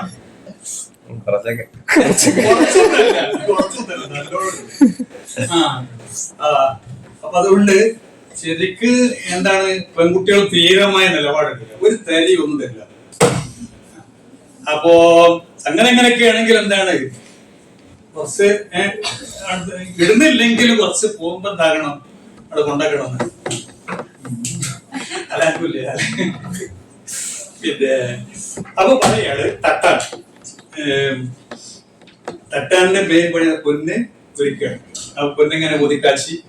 അപ്പൊ ദിവസമായി പറഞ്ഞു, എന്റെ ഈ പുസ്തകത്തിലൂടെ ഞാൻ ഉദ്ദേശിക്കുന്നത് ഓരോ വിശ്വാസിയുടെ ഹൃദയത്തിലും പ്രവാചക സ്നേഹം. നബി എല്ലാവർക്കും പ്രധാനപ്പെട്ടു. ആ പ്രവാചക സ്നേഹത്തിൽ, ആ പ്രവാചക സ്നേഹമാവുന്ന തീക്കൻ അതിലിങ്ങനെ ഭൗതിക ജീവിതത്തിന്റെ അതും ഇതൊക്കെ ആയിട്ട് വെണ്ണീറും ഇതൊക്കെ എന്താണ് വന്ന് ഒക്കെ പിന്നെ പതിഞ്ഞിട്ട് അതിന്റെ തിളക്കം നഷ്ടപ്പെട്ടു. തീക്കട്ടപ്പത്തെ ആൾക്കാർക്ക് അറിയില്ല. അല്ലെ ഗ്യാസും ഇൻഡക്ഷൻ കുക്കറല്ലേ അല്ലേ? തീക്കട്ട നമ്മളൊരു തീ കത്തിച്ചാൽ, ഒരു മരത്തിന്റെ തീ കത്തിച്ചാല് അതിന്റെ കട്ട ഇവിടെ എങ്ങനെ വെച്ചാൽ ചോന്നിട്ട് കാണൂലേ? ഒരു 2 മിനിറ്റ് കഴിഞ്ഞാൽ ആ ചോപ്പ് എന്താവും? കറുപ്പ് ആവൂല, വെള്ള ആവും. വെള്ള, കാരണം എന്താണ് വെണ്ണീരൊക്കെ ആയിട്ട് ഇങ്ങനെ. അപ്പൊ എന്നിട്ട് അത് നമ്മളിങ്ങനെ ഊതിയാൽ എന്താവും? അപ്പൊ ദിവസമായി പറയുന്നത് പ്രവാചക സ്നേഹം എന്ന തിളക്കമാർന്ന പ്രവാചക സ്നേഹം ഓരോ വിശ്വാസിയുടെ ഹൃദയത്തിലുണ്ട്. ആ തിളക്കം മറച്ചു വെക്കുന്ന ഭൗതികമായ ചിന്തകളും മറ്റൊക്കെ അതിന്റെ ചുറ്റുഭാഗത്ത് അള്ളിപ്പിടിച്ചിരിക്കുന്നു. ഞാൻ ഈ പുസ്തകത്തിലൂടെ ഒരു തട്ടാന്റെ പണി ഓടക്കയലുണ്ട്. ഈ തട്ടാൻ ഈ തീക്കട്ടയെ ഊതിയിട്ട് അതിലെ വെണ്ണീറൊക്കെ കളഞ്ഞിട്ട് ഇതിങ്ങനെ തിളക്കമുള്ളതാക്കുന്ന പണിയാണ് ഞാൻ ചെയ്യുന്നത്. അപ്പൊ ഈ പുസ്തകം വായിച്ചു കഴിഞ്ഞാൽ നല്ലോണം പ്രവാചക സ്നേഹം ഉണ്ടാവും. അങ്ങനെ പറയുന്നൊരു വാക്കുണ്ട്, ഓരോരുത്തരുടെയും, മൗലാനയുടെ അല്ല, ഇക്ബാലിന്റെ വാക്കാണ്, അല്ലാമ ഇക്ബാലിന്റെ വാക്കാണ്. എന്താണ്? നിങ്ങളുടെ ഹൃദയങ്ങളിൽ നിങ്ങൾ ഒരു കൊട്ടാരം പഠിക്കണം. ആ കൊട്ടാരത്തിൽ നിങ്ങൾ ഒരു രാജകുമാരനെ പാർപ്പിക്കണം. ആ രാജകുമാരനാവട്ടെ നിങ്ങളെ നയിക്കണം. ആ രാജകുമാരൻ മുഹമ്മദ് റസൂലുള്ളാഹി സ്വല്ലല്ലാഹു അലൈഹി വസല്ലം. എന്നിട്ട് ആ മുഹമ്മദ് റസൂലുള്ള നിങ്ങളുടെ ലൈഫിൽ നിയന്ത്രിക്കണം, ഇഷ്ടപ്പെടുന്ന സംഗതികൾ. അപ്പോ ആ മുഹമ്മദ് റസൂലുള്ളാഹിക്ക് ഇഷ്ടപ്പെടുന്ന കാര്യങ്ങളെ നിങ്ങൾ ചെയ്യാവൂ, പോകാവൂ എന്നാണ് അതിന് പറയുന്നത്. അല്ലാമ ഡോക്ടർ മുഹമ്മദ് ഇക്ബാൽ നിങ്ങൾ വായിക്കണം. അല്ലാമ ഡോക്ടർ മുഹമ്മദ് ഇക്ബാലിന്റെ കവിതകൾ വായിക്കണം. ടാഗോറിന്റെ കവിതകൾ വായിക്കണം. ഇൻസാനിയത്തിനെ കുറിച്ചുള്ള നല്ല, അതുപോലെ ഫിലോസഫിയെ കുറിച്ചുള്ള നല്ല ഉൾക്കാഴ്ച തരുന്ന കവിതകളാണ് ടാഗോറിന്റെ. അറബിയിലുണ്ട് വിവർത്തനങ്ങൾ. ഓക്കെ. അപ്പോ നദ്വി സാഹിബിന്റെ മറ്റ് ഒരു ചിന്ത ഈ ആത്മീയത, അഥവാ ഒരു ആത്മീയത നമുക്ക് വെച്ചാൽ എപ്പോഴും റബ്ബ് എന്നുള്ളൊരു ചിന്ത. അതിന് നദ്വി സാഹിബ് ഈ തസവുഫിന്റെ മേഖലയിലേക്ക്, ഈ സൂഫി തരീഖത്ത്, സൂഫി എന്ന് പറഞ്ഞാൽ കാട് കയറിയ എന്തല്ല ഈ പിന്നെ ഒരു തരം സൂഫീസ് അല്ല. ഇപ്പൊ സംഗീതം അങ്ങനെയൊക്കെ പറഞ്ഞ അവസാനം പടച്ചോൻ നദ്വി സാഹിബ് പറയുന്നത് ഹദീസില് ഇഹ്സാൻ എന്നുള്ള സാധനം. എന്താണ്? നീ നിന്റെ റബ്ബിനെ ആരാധിക്കുമ്പോൾ നിന്റെ റബ്ബ് നിന്നെ കണ്ടുകൊണ്ടിരിക്കണം. ആ ഒരു ബോധത്തോടു കൂടി ആയിരിക്കണം നീ ചെയ്യുന്നെല്ലാം. ഇതിനാണ് ഇഹ്സാൻ എന്ന് പറയുന്നത്. ഇതാണ് തസവുഫ് എന്ന് പറയുന്നത്. അപ്പൊ അതിനുവേണ്ടി ഖാദിരിയ്യ, ചിശ്തിയ്യ, നക്ഷബന്ദിയ്യ, സുഹ്റവർദിയ്യ എന്നീ തരീഖത്തുകൾ നദ്വി സാഹിബ്. പക്ഷെ ആ തരീഖത്തുകളിൽ ഒന്നും എന്തില്ല. ഇപ്പൊ ഈ ഇവിടെ നമ്മളെ ഈ തരീഖത്തുകളുടെ പേരിൽ കാട്ടിക്കൂട്ടുന്ന പരിപാടികളൊന്നുമില്ല. ഈ പിന്നെ ഖബറൂറുസുകളോ അല്ലെങ്കിൽ മറ്റുള്ള ഈ സാധനങ്ങളൊന്നുമില്ല. അത് ഒരു ആത്മീയ വഴിയായിട്ട് പിന്നെ ഷെയ്ഖുമാര് പറഞ്ഞു കൊടുത്ത ദിക്റുകൾ ചൊല്ലി റബ്ബിനോട് പ്രാർത്ഥിക്കുന്ന ഒരു രീതിയായിട്ടാണ് മൗലാന നദീർ സാഹിബ് അവതരിപ്പിക്കുന്നത്. അപ്പോ എത്ര നമ്മള് ഓക്കെ, അപ്പോ ഞാൻ കൂടുതൽ സംസാരിച്ച് നിങ്ങളെ ബോറടിപ്പിക്കുന്നില്ല. പിന്നെ മൗലാന നദീർ സാഹിബിന്റെ ലൈഫ് ഇപ്പോ ചെറിയ സൂചനകൾ കിട്ടിയ ബാക്കിയെല്ലാം നിങ്ങൾക്ക് നോക്കി മനസ്സിലാക്കാൻ പറ്റുന്ന ഒരു സാഹചര്യമാണ് ഉള്ളത്. പ്രധാനപ്പെട്ട പണ്ഡിതന്മാർ സാറ് പറഞ്ഞു സെയ്ദ് കുത്തുബ് അദ്ദേഹം നദീർ സാഹിബിന്റെ മാതാ ഹസ്ര എന്ന പുസ്തകത്തിന്റെ ആമുഖേതിയാണ്. അതുപോലെ മുസ്തഫ സബാഹി, മുഹമ്മദ് അൽ ഗസാലി, പിന്നെ തുടങ്ങിയിട്ടുള്ള മറിയം ജമീല കുറിച്ച് കേട്ടുക. മറിയം ജമീല ഒരു ന്യൂ മുസ്ലിമാണ്. ഇസ്ലാം സ്വീകരിച്ച ഇസ്രായേലി വനിതയായിരുന്നു. വലിയ പണ്ഡിത, വലിയ ദാഇയായിരുന്നു. മറിയം ജമീല മൗലാനയുടെ അർക്കാനെ അർബ എന്ന് പറഞ്ഞ പുസ്തകം വായിച്ചിട്ട്, അർക്കാനെ അർബ നദീർ സാഹിബിന്റെ കുറെ പുസ്തകങ്ങളുണ്ട്. അതിൽ അർക്കാനെ അർബ എന്ന് പറഞ്ഞ 4 ഇസ്ലാമിന്റെ റുക്കനുകളാണ്: നിസ്കാരം, നോമ്പ്, സക്കാത്ത്, ഹജ്ജ്. ഈ 4 നിസ്കാരങ്ങൾ, ഈ 4 ഇസ്ലാമിന്റെ ഫർളുകളെ താത്വികമായിട്ട് വിശകലനം ചെയ്തിട്ട് എഴുതിയ പുസ്തകമാണ്. ആ പുസ്തകം വായിച്ചിട്ട് മറിയം ജമീല മൗലാന നദീർ സാഹിബിന്റെ കത്ത് എഴുതിയിട്ടുണ്ട്. ആ കത്ത് ഞാനിവിടെ വായിക്കാം.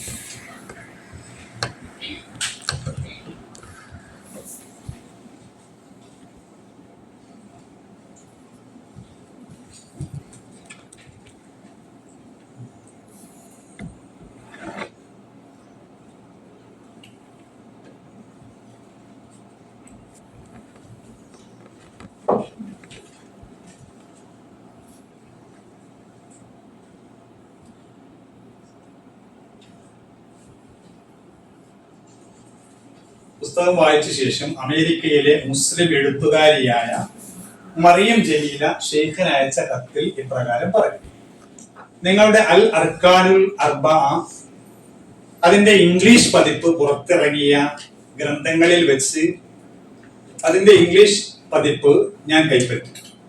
ഇംഗ്ലീഷിൽ ഈ വിഷയ സംബന്ധമായി ഇതുവരെ പുറത്തിറങ്ങിയ ഗ്രന്ഥങ്ങളിൽ വെച്ച് ഏറ്റവും സമ്പുഷ്ടവും സമ്പൂർണവുമാണ് നിങ്ങളുടെ ഈ കൃതി. ഈ വിഷയത്തിൽ മുസ്ലിം എഴുത്തുകാർ രചിച്ച പുസ്തകങ്ങളൊന്നും എന്നെ ഇതുപോലെ ആകർഷിച്ചിട്ടില്ല. നമ്മുടെ എഴുത്തുകാരുടെ പുസ്തകങ്ങൾ പലപ്പോഴും മനസ്സിൽ വിപരീത ചിന്തകൾ സൃഷ്ടിക്കാറുണ്ട്.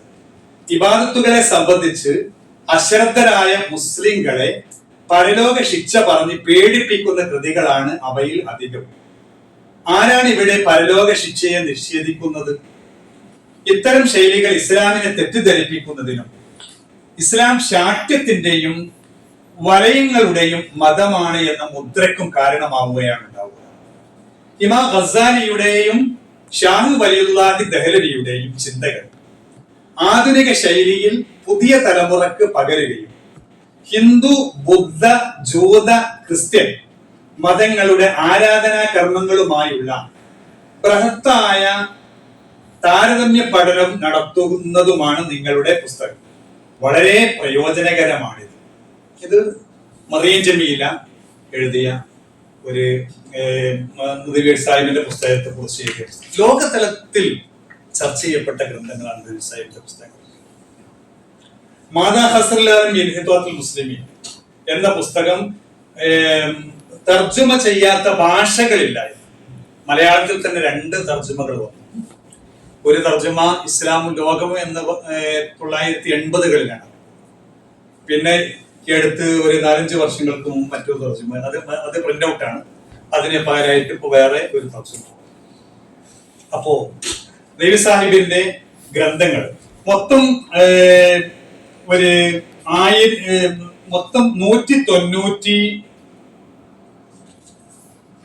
203 ഗ്രന്ഥങ്ങളാണ് നദീർ സാഹിബ് എഴുതിയിട്ടുണ്ട്. 203 ഗ്രന്ഥങ്ങൾ ഇതൊക്കെ ഈ പുസ്തകത്തിൽ പരാമർശിച്ചു.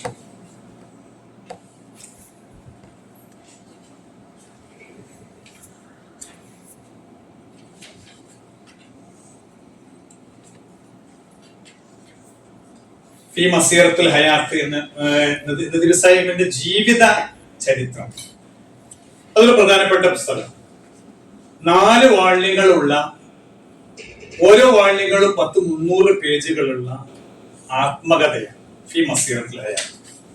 മറ്റൊരു പുസ്തകമാണ് അസ്സിറാഉ ബൈനൽ ഫിക്റത്തുൽ ഇസ്ലാമിയ്യ വൽ ഫിക്റത്തുൽ ഗർബിയ്യ. പാശ്ചാത്യൻ ചിന്തയുടെയും ഇസ്ലാമിക ചിന്തയുടെയും തമ്മിലുള്ള സംഘട്ടനം എന്ന പുസ്തകം. അസ്സിറാഉ ബൈനൽ ഫിക്റത്തുൽ ഇസ്ലാമിയ്യ വൽ ഫിക്റത്തുൽ ഗർബിയ്യ. മറ്റൊരു പുസ്തകമാണ് അൽ ഇബാദത്തു വൽ ഇബാദത്തു വസ്സുലൂക്ക്. ഇസ്ലാമിലെ ആരാധനകളും അതുപോലെ പിന്നെ ആത്മീയമായ ലോകവും അതിനെക്കുറിച്ച് പറയുന്നു. മറ്റൊരു പുസ്തകമാണ് റിജാലുൽ ഫിക്രി വദ്ദഅവ. ഇസ്ലാമിക നവോത്ഥാന നായകന്മാരുടെ ചരിത്രങ്ങളാണ്. നബി സാഹിബിന്റെ പുസ്തകത്തിന്റെ ഒരു പ്രത്യേകത, നബി സാഹിബിന്റെ പുസ്തകം ഇൽമുമാണ് അദബുമാണ്. എന്താണ്? ഇൽമുമാണ് അദബുമാണ്. അതിൽ വിവരമുണ്ട്. അതോടുകൂടെ നമുക്ക് എന്താണ്? സാഹിത്യ പ്രയോഗങ്ങളാണ്. സാഹിത്യ പ്രയോഗങ്ങൾ, വല്ലാത്ത പ്രയോഗങ്ങളാണ്. നേരത്തെ തന്നെ വായിച്ച കുറച്ച് ഭാഗങ്ങളിൽ നിങ്ങൾക്ക് മനസ്സിലാക്കാൻ കഴിഞ്ഞിട്ടുണ്ടാവും. പിന്നെ അതുപോലെ ഈ ഖിസസുൻ നബി, ചെറിയ ഖിസസുൻ നബിയൊക്കെ വായിച്ചിട്ടുള്ളത് എന്ത് രസമാണ് അതൊക്കെ വായിക്കാൻ. ഖിസസുൻ നബിയിന്, അതുപോലെ തന്നെ ഖിറാഅത്തു റാഷിദ തുടങ്ങിയിട്ടുള്ള പുസ്തകങ്ങളൊക്കെ ചെറിയ കുട്ടികളുടെ ഭാഷയിൽ കുട്ടികളോട് സംസാരിക്കുന്നത് പോലെയാണ് അതിൽ പറയുന്നത്. അപ്പൊ റിജാലുൽ ഫിക്ർ വദ്ദഅവയില് 1-ാം വാള്യത്തിൽ പറയുന്നത് ഷേഖ് മുഹിയുദ്ദീൻ അബ്ദുൽ ഖാദിർ ജീലാനി റഹ്മത്തുള്ളാഹി അലൈഹി, അതുപോലെ തന്നെ ഇമാം ഗസാലി, പിന്നെ അതുപോലെ പിന്നെ ഇമാം ഹസനുൽ ബസരി, പിന്നെ ഷെയ്ഖുൽ ഇസ്ലാം ഇബ്നു തൈമിയ്യ റഹ്മഹുല്ലാഹ്, പിന്നെ അതുപോലെ ഷെയ്ഖ് അഹ്മദ് സർഹിന്ദി തുടങ്ങിയിട്ടുള്ള മഹാപണ്ഡിതന്മാരെ കുറിച്ചൊക്കെ അതിൽ പറയുന്നു. പിന്നെ മാദാ ഹസനുൽ ആലം ഹിത്വാത്തുൽ മുസ്ലിമീൻ എന്ന ബുക്കാണ് മൗലാനയുടെ ഏറ്റവും പ്രഗത്ഭമായ കൃതി, മാസ്റ്റർ പീസ്. അത് അദ്ദേഹം ഇവിടെ പറഞ്ഞു. മാത്രമല്ല, ഇവിടെ കേരള യൂണിവേഴ്സിറ്റി നമ്മുടെ ഈ സുഹൃത്തുക്കൾ അഥവാ ഈ അറബിക് ഡിപ്പാർട്ട്മെന്റ് ഒരുപാട് നല്ല ചർച്ചകൾ നബി സാഹിബിന്റെ പുസ്തകങ്ങളെ കുറിച്ചും പിന്നെ അതുപോലെ തന്നെ ജീവിതത്തെ കുറിച്ചൊക്കെ നടത്തിയിട്ടുണ്ട്. വലിയൊരു സെമിനാർ നടത്തിയതിനെ കുറിച്ച് പറഞ്ഞു. മാത്രമല്ല, ഒരു പുസ്തകം മാദാ ഹിത്താത്തുൽ മുസ്ലിം എന്ന പുസ്തകത്തെ കുറിച്ച് സെമിനാർ നടത്തി അതൊരു പുസ്തകമായിട്ട് പ്രിന്റ് ചെയ്തു. അതുപോലെ കഴിഞ്ഞ വർഷം തന്നെ നമ്മളിവിടെ വന്ന പരിപാടി റാബി മൗലാനയെ കുറിച്ചുള്ള 2 പേരും ഒരു സെമിനാർ ഉണ്ടായിരുന്നു. അതുപോലെ ഒരു ടോക്കിന് വന്നിരുന്നു. പിന്നെ അതുപോലെ ഇവിടെ നദീർ അഹമ്മദ് മൗലാന, അള്ളാഹു അദ്ദേഹത്തിന്റെ പരലോകം ഹൈറാക്കി കൊടുക്കട്ടെ, ബർസഖിയായ ജീവിതം റാഹത്താക്കി കൊടുക്കട്ടെ. നല്ല മനുഷ്യനായിരുന്നു. 4 ആഴ്ച മുമ്പ് വയനാട്ടിൽ ഇവിടെ മലപ്പുറത്ത് വന്നിരുന്നു. ഒരു പ്രകൃതി ചികിത്സക്കായിട്ട് ബന്ധപ്പെട്ട് വളരെ പ്രയാസമുള്ള ഒരു മനുഷ്യനായിരുന്നു. ഏതായാലും അള്ളാഹു തആല അദ്ദേഹത്തിന് നമ്മയെല്ലാം അള്ളാഹുവിന്റെ വിജയികൾ അള്ളാഹു ഉൾപ്പെടുത്തുമാറാവട്ടെ എന്ന് ദുആ ചെയ്യാണ്. പിന്നെ നദീർ സാഹിബിന്റെ ചില പുസ്തകങ്ങളിൽ വായിച്ചു നോക്കിയ ചില ഭാഗങ്ങൾ, 1-2 കോട്ടിങ്സ് കൂടി ഞാൻ പറഞ്ഞുകൊണ്ട് അവസാനം. ഒരു കോട്ടിങ്: എല്ലാറ്റിനും യാഥാർത്ഥ്യവും രൂപവും. നാം കഴിക്കുന്ന ആപ്പിളും മുന്തിരിയും യാഥാർത്ഥ്യങ്ങൾ. അതിന് രുചിയും സുഗന്ധവും പോഷക ഗുണങ്ങളും. എന്നാൽ നമുക്ക് ആപ്പിളിന്റെയും മുന്തിരിയുടെയും പ്ലാസ്റ്റിക് രൂപങ്ങൾ കാണാം. അതിൽ മേൽ ഗുണങ്ങളൊന്നും ഉണ്ടാവില്ല. അത് കേവലം രൂപങ്ങൾ മാത്രമാണ്. സത്തയിൽ മുഴുവൻ ആപ്പിളിന്റെയും മുന്തിരിയുടെയും വിശേഷണ ഗുണങ്ങളുള്ള ആപ്പിളും മുന്തിരിയും മാത്രമാണ് ലോകത്തിന്റെ ഫലം ചെയ്യുന്നത്.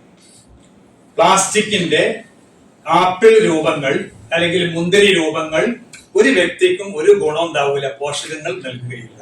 എന്നതുപോലെ മുസ്ലിം ഈമാനുള്ള തഖ്വയുള്ള മുസ്ലിമിനെ കൊണ്ടാണ് ലോകത്തിന്, ഉമ്മത്തിന്, സമൂഹത്തിന് കാര്യമുള്ളത്. ഉള്ളില്ലാത്ത മുസ്ലിമിനെ കൊണ്ട് ലോകത്തിന് ഒരു കാര്യമില്ല എന്നാണ് മൗലാന പറയുന്നത്. മറ്റൊരു കോട്ടിങ് വായിക്കാണ്. അത് നേരത്തെ ഞാൻ പറഞ്ഞ ഭാഗം തന്നെ. അറബികളെ മുഴുവൻ എന്റെ മുമ്പിൽ ഹാജരാക്കി.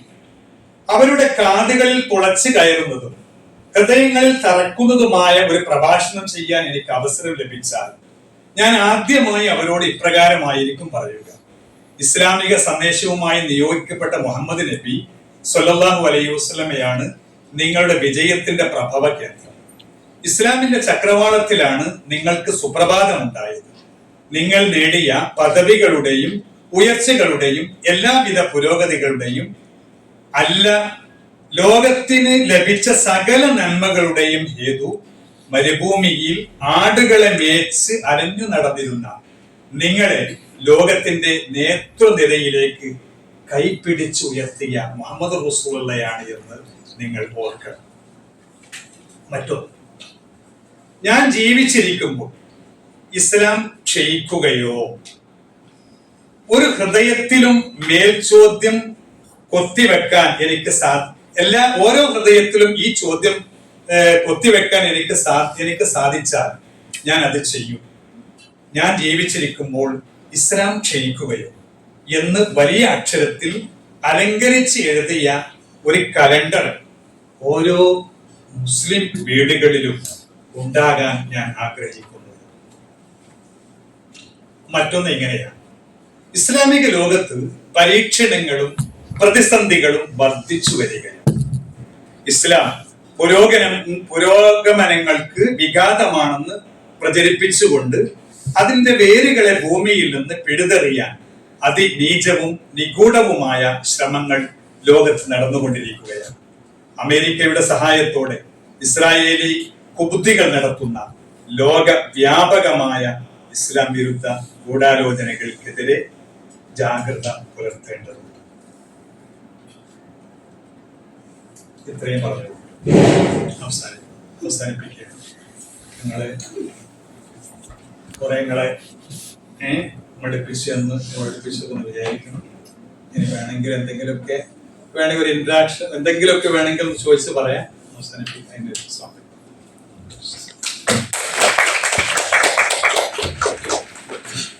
ബയോഗ്രഫിയുമായി ബന്ധപ്പെട്ടുള്ള സാധനമാണ്. ഇത് നമുക്ക് അങ്ങനെ വലിയ സംശയങ്ങളൊന്നും ഉണ്ടാവില്ല. നമുക്ക് വേണമെങ്കിൽ സാർ ഞാൻ നേരത്തെ പറഞ്ഞതുപോലെ ഖുർആൻ പൂർണ്ണമായിട്ട് വിവർത്തനം ചെയ്തു, ട്രാൻസ്ലേഷൻ മലയാളത്തിലേക്ക് നടത്തിയിട്ടുണ്ട്. അതുപോലെ ഒരുപാട് രചനകൾ പുസ്തകങ്ങളൊക്കെ ഒരു കേരളത്തിലെ ഒരു അറബി പണ്ഡിതൻ എന്നുള്ള രൂപത്തിൽ നിങ്ങൾക്ക് എന്തെങ്കിലും കാര്യം ഡിസ്കസ് ചെയ്യാം. ഞാനത് പറയാൻ വിട്ടുപോയതാണ്. സാറിന് ഇന്ന് ഭാരത് സേവക് സമാജ് എന്ന് പറയുന്ന ഒരു നാഷണൽ ലെവലിലുള്ള ഓർഗനൈസേഷനാണ്. അതിൽ സ്കോളർലി കോൺട്രിബ്യൂഷൻസ് ഉള്ള ആളുകളെ സെലക്ട് ചെയ്ത് നാഷണൽ ലെവലിൽ അവാർഡ് കൊടുക്കുന്നതാണ്. അതിൽ അറബി ഭാഷയിൽ നിന്ന് തിരഞ്ഞെടുക്കപ്പെട്ടിട്ട് ആ അവാർഡ് സ്വീകരിക്കാനാണ് സാർ ഇന്ന് തിരുവനന്തപുരത്ത് എത്തിയത്.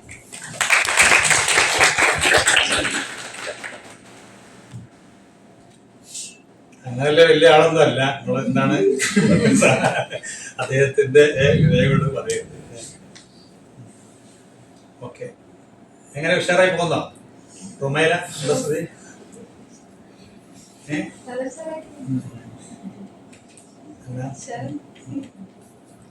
അറബി പഠിതാക്കൾ എന്നുള്ള രൂപത്തിൽ നിങ്ങൾക്ക് എന്തെങ്കിലും ചോദിക്കാനുണ്ടെങ്കിൽ ചോദിക്കാം.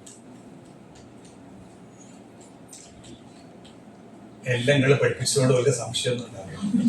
പഠിക്കുന്ന വിഷയത്തിലല്ല, പഠിപ്പിക്കുന്ന വിഷയങ്ങളല്ല, അല്ലാത്ത കാര്യങ്ങൾ, ജനറൽ ആയിട്ടുള്ള കാര്യങ്ങൾ. ജനറൽ തന്നെ പോലെ നിങ്ങളൊക്കെ സാറൊക്കെ പഠിപ്പിക്കുന്നു.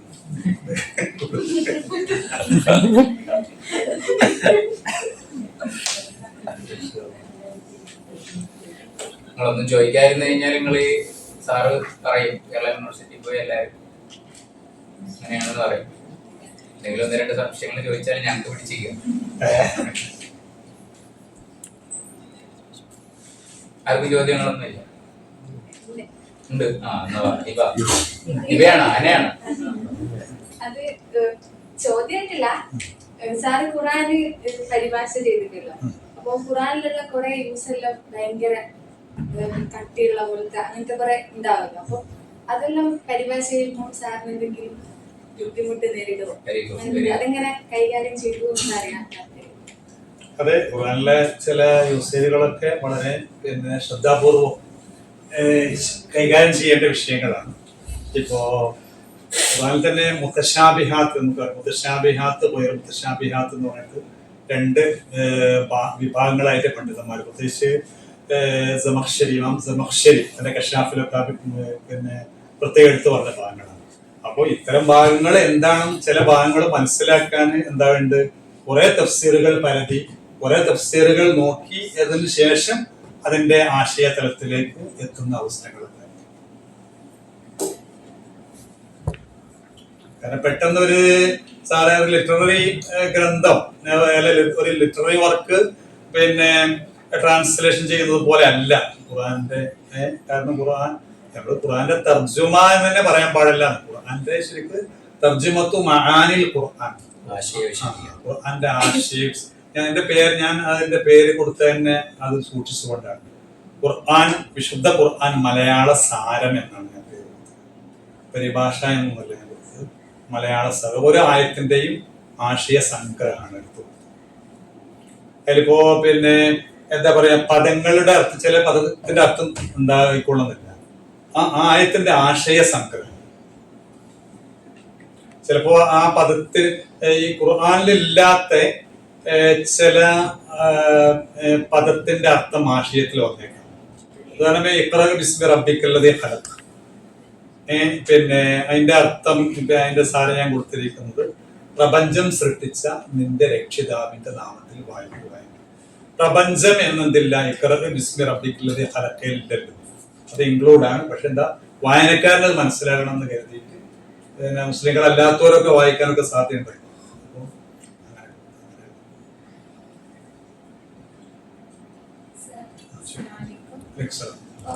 ട്രാൻസ്ലേറ്റ് ചെയ്തു എന്ന് പറഞ്ഞില്ലേ, അപ്പോ നമ്മളിപ്പോ ഒരു ഡെസർട്ടേഷൻ ട്രാൻസ്ലേഷൻ എങ്ങനെ ചെയ്യണം എന്നുള്ള ഒരു സംശയമാണ്. അപ്പോൾ ഡെസർട്ടേഷൻ ഒക്കെ ചെയ്യുന്ന സമയത്ത് നമുക്ക് ചിലപ്പോൾ ട്രാൻസ്ലേഷൻ ആവുമായിരിക്കും നമ്മുടെ ടോപ്പിക്ക്.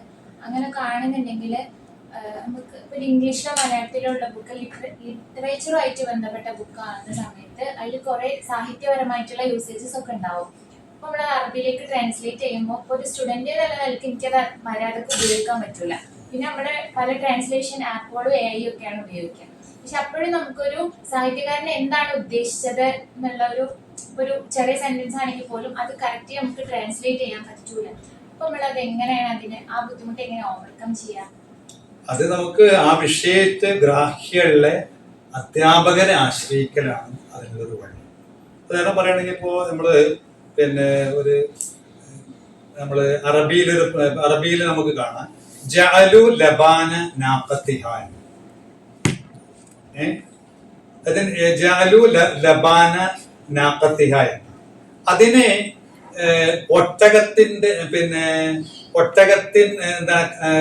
കറക്കുന്ന ഒട്ടകമാക്കിയെന്ന് അതിന്റെ അർത്ഥം. പക്ഷേ അത് നമ്മൾ ട്രാൻസ്ലേഷൻ ചെയ്യുമ്പോൾ അതിനെ കറവ പശുവാക്കി എന്നാണ്.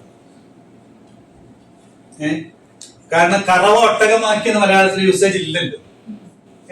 അപ്പൊ അതിനെ നമ്മള് ട്രാൻസ്ലേറ്റ് ചെയ്യുമ്പോൾ അതിനെ ഉദാഹരണം ഒരു സമുദായത്തെ അവരെന്താകാണ് കറവ പശുവാക്കി.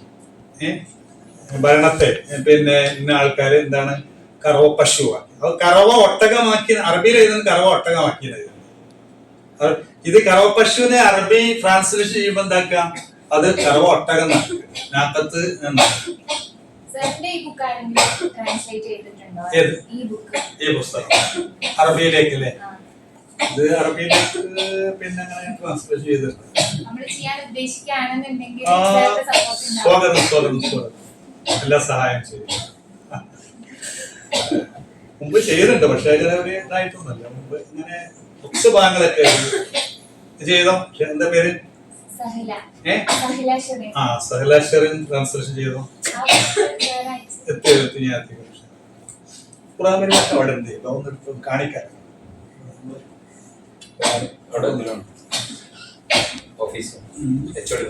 ഞാൻ ഖുർആന്റെ ഖുർആൻ ട്രാൻസ്ലേഷൻ സാധാരണ ഖുർആൻ ട്രാൻസ്ലേഷൻ ഒരു വ്യത്യസ്തത ഉണ്ടാവും.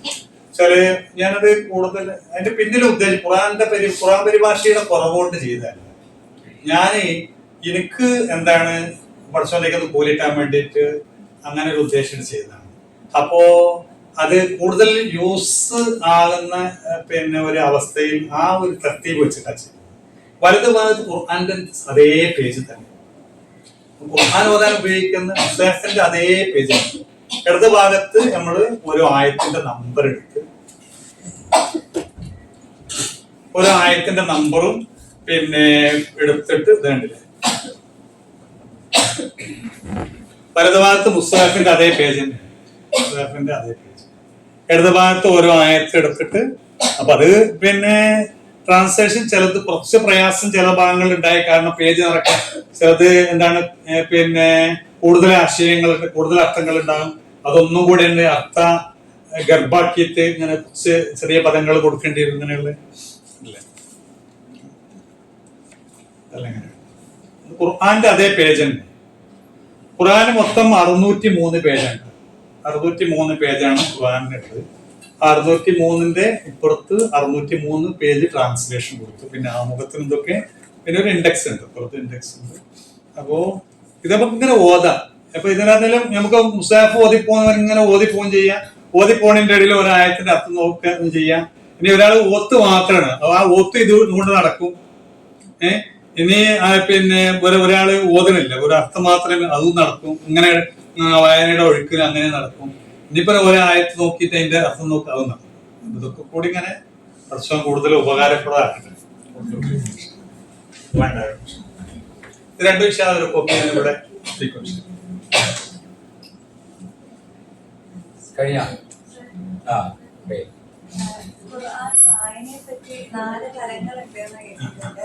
അതിൽ ഒന്ന് ബാഹ്യമായിട്ടുള്ള വായന, അത് ജസ്റ്റ് അർത്ഥം വെച്ച് പോവാ, പിന്നെ അത് തഫ്സീർ നോക്കുക, അങ്ങനെ പിന്നെ അതിന് കൂടുതൽ ആഴത്തിലേക്ക് പോവാ, ജീവിതത്തിൽ പ്രാപ്തിയാക്കാനൊക്കെ കേട്ടിട്ടുണ്ട്.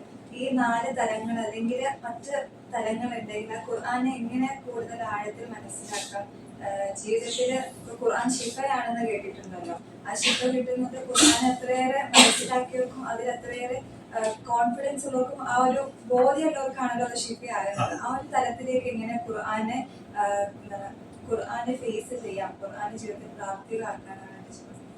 അത് നമ്മുടെ മനസ്സിൽ നിന്ന് ഉണ്ടാകേണ്ട ഒരു സാധനമാണ്.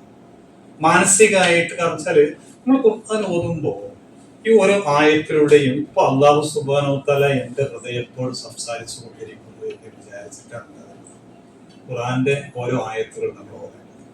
ഖുർആൻ എന്താണ്? ഖുർആൻ അള്ളാന്റെ ഖിതാബാണ്. അള്ളാഹു എല്ലാ മനുഷ്യന്മാരോടുള്ള അല്ലാഹു സുബ്ഹാനഹു വ തആലയുടെ ഖിതാബാണ്. ഈ ഖുർആന് മനുഷ്യ ഹൃദയങ്ങളോടാണ് സംസാരിക്കുന്നത്.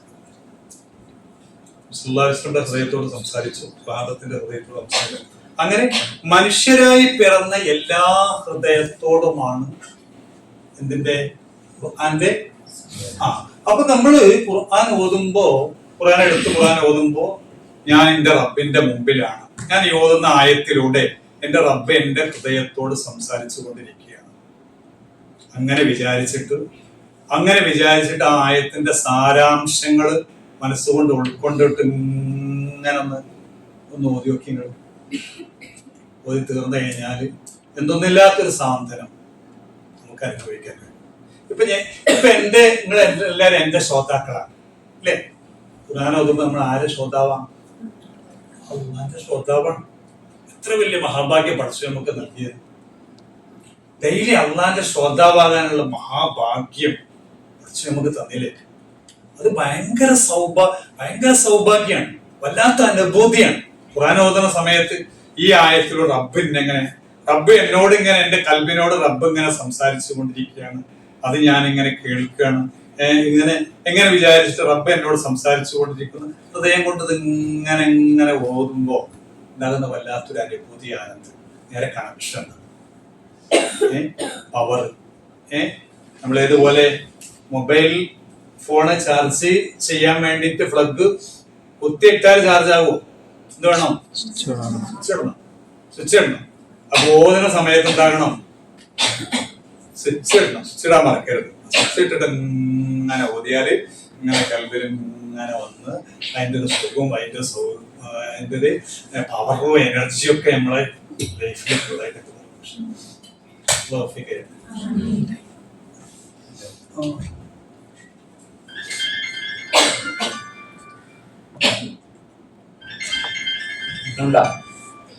സാറിന് ഏതായാലും 1:30 സാർ ഇപ്പൊ ലാസ്റ്റ് പറഞ്ഞ പോയിന്റില് ഞാൻ പറഞ്ഞിട്ടൊന്നും മതിയാക്കും. അറബി ഭാഷ പഠിക്കുന്ന ആളുകൾ എന്നുള്ള രൂപത്തില് നമുക്ക് ഏറ്റവും വലിയൊരു സൗഭാഗ്യം കിട്ടുന്ന കാര്യം എന്താണ്? ദുബായിൽ ഏതെങ്കിലും ജോലി കിട്ടുക എന്നുള്ളതല്ല, അല്ലെങ്കിൽ അറബി ടീച്ചർ ആവുക എന്നുള്ളതല്ല. അതിന്റെ ഒരു ആത്മീയമായിട്ട് വലിയൊരു വശവും, ആത്മീയമായ വശം എന്ന് പറഞ്ഞു കഴിഞ്ഞാല് സിവിൽ സർവീസ് കഴിഞ്ഞ ഒരാൾക്കോ അല്ലെങ്കിൽ പിന്നെ MBA കഴിഞ്ഞ ഒരാൾക്കോ എഞ്ചിനീയറിംഗ് പഠിച്ചു വരുന്ന ഒരാൾക്കോ ചിലപ്പോൾ അവരിലൊക്കെ എക്സെപ്ഷണൽ ആയിട്ടുള്ള ആൾക്കാരുണ്ടായേക്കാം. ഒരു പിന്നെ അക്കാഡമിക് പ്രോഗ്രാം എന്നുള്ള രൂപത്തിൽ അവർക്കൊന്നും കിട്ടാത്ത വലിയൊരു ബെനിഫിറ്റ് ഈ പറയുന്ന ഈ ഹിതാബുണ്ട്, ഇത് മനസ്സിലാക്കാൻ പറ്റുക എന്നുള്ളതാണ്. അപ്പോൾ പിന്നെ പല ആൾക്കാരും നമ്മൾ അസൂയോട് നോക്കുന്ന ഒരു കേസ് അതാണ്. നിങ്ങൾ അറബി പഠിക്കുന്ന ആൾക്കാരല്ലേ, നിങ്ങൾക്ക് എന്ത് ചെയ്യാൻ പറ്റും? ഖുർആൻ മനസ്സിലാവുമല്ലോ നമ്മളൊരു സാധനം. ഇപ്പോൾ 70 വയസ്സ് 80 വയസ്സൊക്കെ കഴിഞ്ഞിട്ടുള്ള ആൾക്കാർ ഇപ്പോൾ നമ്മുടെ വൈകുന്നേരത്തെ evening course certificate course in communicative Arabic അതിൽ എൻറോൾ ചെയ്യുന്ന ആളുകളിൽ ഒരു വിഭാഗം ആളുകളുടെ ആവശ്യം എന്താണെന്ന് വെച്ച് കഴിഞ്ഞാൽ ഖുർആൻ മനസ്സിലാവുന്നതാണ്. ഷോയിൽ ആലോചിക്കുന്നത് ഏത് വർഷത്തിലാണ്? 70 വയസ്സൊക്കെ കഴിഞ്ഞിട്ടാണ്. കാരണം അപ്പോഴാണ് അവർക്ക് ഇങ്ങനെ ഒരു ചിന്തയൊക്കെ മനസ്സിനകത്ത് വരുന്നത്. ഇത് പഠിച്ചിരുന്നെങ്കിൽ ഇന്നലെ ഒരു ഓൺലൈനില് പിന്നെ എൻ്റെ ഒരു സ്റ്റുഡന്റ് ഉണ്ട്, ഓൺലൈനിൽ പിന്നെ മദ്രസ നടത്തുന്നത്. അപ്പൊ ഓന്റെ 70 കാലിക്കറ്റ് യൂണിവേഴ്സിറ്റിയിലെ ഒരു പ്രൊഫസർ, അതേപോലെ 70 വയസ്സായി. അയാൾ പറഞ്ഞാൽ എനിക്ക് 6 ഭാഷ, അറബി മാത്രമല്ല, എന്റെ കുറച്ചുകൂടെ എന്താ പറയാ, എനിക്കൊന്ന് അറബി ഖുർആൻ ഓതാനാണ് മതിയാക്കുന്നത്. സാറ് പറഞ്ഞ വലിയ ഭയങ്കര പോയിട്ട് അങ്ങനെ ഒരു കേസും നമ്മൾ തീരെ അതിലേക്ക് ചിന്ത പോകാത്ത ആൾക്കാരാണ്. MA കഴിഞ്ഞ ഒരാളെ സംബന്ധിച്ചിടത്തോളം നമുക്ക് ഖുർആൻ പിന്നെ വിവർത്തനം അല്ലെങ്കിൽ ഖുർആനെ കുറിച്ച് അർത്ഥം പറയാൻ കേവലം അറബി ഭാഷ പഠിച്ചതുകൊണ്ട് മാത്രം നമുക്ക് പറ്റില്ല. ഇപ്പൊ സാറ് പറഞ്ഞു, സാറിപ്പോ MA അറബിക്കും MPhil അറബിക്കും PhD അറബിക്കും ഒക്കെ കഴിഞ്ഞ് നസ്ബത്തുൽ ഉലമയിൽ പാസ്സായി. അങ്ങനെയുള്ള ഒരാൾ ഖുർആൻ എടുത്തിട്ട് നേരിട്ട് തർജ്ജമ ചെയ്യാൻ പറ്റൂല, നമുക്ക് ആർക്കും പറ്റൂല. നമ്മളിപ്പോ എത്ര അക്കാഡമിക്കലി വലിയ ക്വാളിഫൈഡ് ആയിട്ടുള്ള ഒരാളാണെങ്കിലും. പക്ഷെ അത് വായിച്ച് മനസ്സിലാക്കി മറ്റ് തഫ്സീറുകൾ വായിച്ചു നോക്കിയിട്ട് നമുക്ക് പറയാൻ പറ്റും. ആ ക്വാളിറ്റി ആർക്കും ഉണ്ടാവില്ല. എത്ര വലിയ പിന്നെ എന്താണ് academically other than Arabic language ഇല്ലാത്ത ഒരാൾക്ക് കിട്ടൂല. അവർക്ക് ഡിപ്പെൻഡ് ചെയ്യാൻ പറ്റുന്നത് ഇങ്ങനെയുള്ള സാധനങ്ങൾ മാത്രം. അതായത് സോഴ്സ് ടെക്സ്റ്റ് ഇല്ലാത്ത സെക്കൻഡറി സോഴ്സസിൽ നിന്നാണ് അവർക്കൊക്കെ അത് കിട്ടാൻ പറ്റുള്ളൂ. പക്ഷെ നമുക്കൊരു ഭാഗ്യമുണ്ട്, നമുക്ക് നേരിട്ട് എന്ത് ചെയ്യാൻ പറ്റും? തഫ്സീർ ഖുർആനിലെ പിന്നെ ഇപ്പോൾ അറബിയിൽ എഴുതപ്പെട്ട തഫ്സീറുകളെക്കാളും വലിയ തഫ്സീറുകളൊന്നും വേറെ ലാംഗ്വേജുകളിലൊന്നും എഴുതിയിട്ടില്ല. ട്രാൻസ്ലേഷനുകളാണ് അതിലുള്ളത്. ഇപ്പോൾ ഷെയ്ഖ് ഹംസ യൂസുഫിൻ്റെതാണെങ്കിലും അല്ലെങ്കിൽ 10ഓളം യൂസുഫ് ഇദ്ദേഹത്തിൻ്റെതൊക്കെ വലിയ വലിയ ട്രാൻസ്ലേഷനുകളുണ്ട്. 10ഓളം വലിയ വളരെ റിനൗൺഡ് ആയിട്ടുള്ള ഇംഗ്ലീഷ് ട്രാൻസ്ലേഷനുകളുണ്ട്. പക്ഷെ അവയെല്ലാം translation in the sense translation മാത്രമാണ്. അപ്പൊ ഇതിനൊക്കെ ഒരു ലിമിറ്റേഷൻ ഉണ്ട്. അപ്പൊ നമുക്ക് സോഴ്സ് ടെക്സ്റ്റിൽ നിന്ന് ഖുർആനിനെ വായിക്കാനും ഈ പറയുന്ന ഹിതാബ് മനസ്സിലാക്കാനുള്ള ഒരു ക്വാളിറ്റി അറബി ഭാഷ പഠിക്കുന്ന ആളുകൾ എന്നുള്ള രൂപത്തിലുണ്ട്. ആ അവസരം കൃത്യമായിട്ട് നിങ്ങളെല്ലാവരും ഉപയോഗിക്കണം. അതോടൊപ്പം തന്നെ ഇന്നത്തെ ഈ ഒരു സെഷൻ വളരെ മനോഹരമായി നമുക്ക് അറിയാത്ത മേഖലകളെ കുറിച്ച്, ഒരു മഹാനായ പണ്ഡിതനെ കുറിച്ച്, അദ്ദേഹത്തിൻ്റെ വൈജ്ഞാനിക ജീവിതയാത്രയെക്കുറിച്ച് സംസാരിക്കുകയും നമ്മളെല്ലാവരെയും ധന്യരാക്കുകയും ചെയ്തതിന് ബഹുമാനപ്പെട്ട യൂസുഫ് സാറിനോടുള്ള നന്ദിയും കടപ്പാടും അറിയിച്ചുകൊണ്ട് വളരെ എനർജറ്റിക് ആയിട്ട് ഈ സമയം അത്രയും ചെലവഴിച്ച നിങ്ങൾക്കെല്ലാവർക്കും നന്ദി അറിയിച്ചുകൊണ്ട് നമുക്ക് തൽക്കാലം